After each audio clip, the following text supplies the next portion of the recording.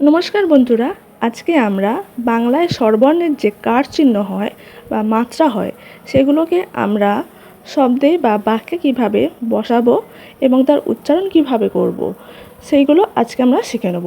তোমরা অবশ্যই ভিডিওটা প্রথম থেকে শেষ পর্যন্ত দেখতে থাকো। তো বাচ্চাদের অনেক সময় ভুল হয় যে এই আকার হস্যিকার, এখানে দেখো এই পাশে স্বরবর্ণের কার চিহ্নগুলো লেখা রয়েছে। আকার, হস্যিকার, দীর্ঘইকার, হ্রস্বকার, দীর্ঘকার, একার, ওকার, ঐকার, ঔকার, বিসর্গ, অনুস্বর, চন্দ্রবিন্দু এই সবগুলোই লেখা রয়েছে। তো এইগুলো আমরা কিভাবে শব্দে বসাবো এবং তার উচ্চারণ কিভাবে করব, এগুলো অনেক সময় আমাদের ভুল হয়ে যায়। তো আজকে সেটাই দেখে নেব। ব্যঞ্জন বর্ণের সাথে আমরা স্বরবর্ণের কার চিহ্ন বা মাত্রাগুলোকে ব্যবহার করে দেখি। তো প্রথমেই আছে কি ক, কয় আকার কা, যেমন কয়াকার ঠ, কাঠ। এইভাবে আমরা বর্ণের সাথে যুক্ত করে শব্দগুলোকে তৈরি করব। কয়াকার কা। এরপর আছে খ, খয়াকার খা, খয়াকার ট, খাট। এইভাবে আমরা শব্দ তৈরি করছি। যেমন এরপর আছে গ, তো গয়ের সাথে আমরা আকারটাকে যোগ করব, উচ্চারণটা হবে গা, গয়াকার গা। যেমন একটি শব্দ হলো গয়াকার দন্তের না গান। এরপর আছে কি ঘ, ঘয়ের সাথে আমরা আকারটাকে যুক্ত করব, তো উচ্চারণটা হবে ঘা, ঘয়াকার ট, ঘাট। তো এভাবে আমরা শব্দগুলোকে, সেটা নিয়ে একটা আলাদা ভিডিও বানিয়ে দেবো। তো এখন দেখি ব্যঞ্জন বর্ণের সাথে কার চিহ্নগুলোকে বা মাত্রাগুলোকে যুক্ত করে কেমন উচ্চারণ হয়। আর আকার সবসময় শব্দ বা বর্ণের ডান দিকে বসে। এর পরের কার চিহ্নটি হলো হর্ষিকার। হর্ষিকার বর্ণের বা শব্দের সবসময় বাঁ দিকে বসে। যেমন চয় হস্যি চি, ছয় হস্যি ছি। এরপর বর্গের জ, বর্গের জয় হস্যি জি, ঝয় হস্যি ঝি। পরের কার চিহ্ন বা মাত্রাটি হলো দীর্ঘইকার। টয় দৈর্ঘী টি, ঠয় দীর্ঘী ঠি, ডয় দীর্ঘী ঢি, ঢয় দীর্ঘী ঢি।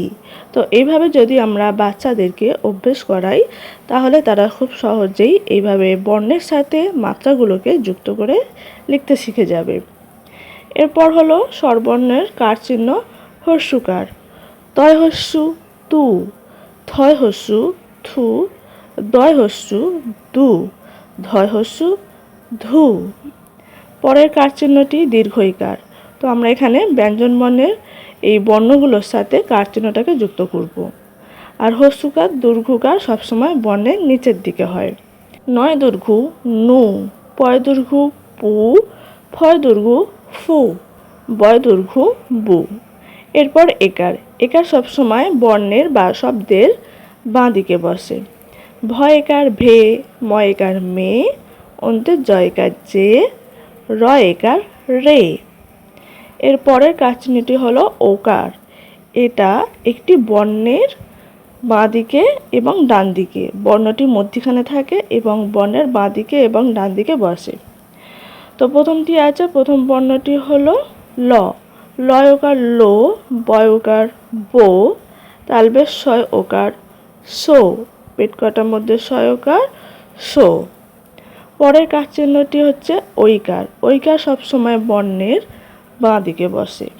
দন্তের শয় ঐকার সই, হয় ঐকার হই, মধ্যের নয় ঐকার নই, ময় ঐকার মই, সই হই নই মই। পরের কার চিহ্নটি দেখা যাক ঔকার। ঔকার দিয়ে আমরা এই ব্যঞ্জন বর্ণগুলোকে ঐকারের সাথে যোগ করব। তো যেমন আছে চ, চয় ঔকার চৌ, ছয় ঔকার ছৌ, দয় ঔকার দৌ, গয় ঔকার গৌ। এর পরের কার চিহ্নটি হলো অনিশ্বর। ক অনিশ্বর কং।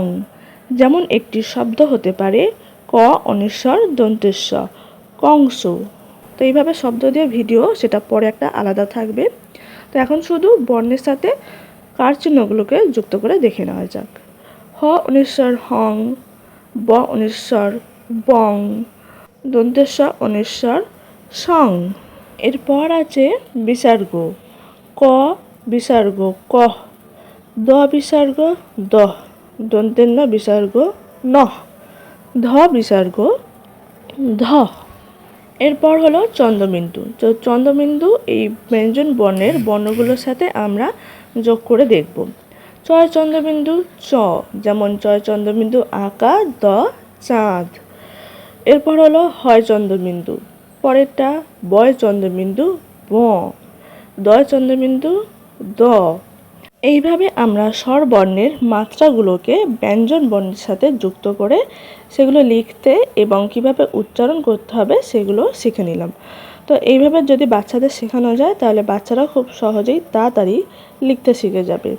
তো আজকের ভিডিওটা এখানেই শেষ করছি, পরের ভিডিও নিয়ে আবার ফিরে আসছি। ধন্যবাদ, থ্যাংক ইউ।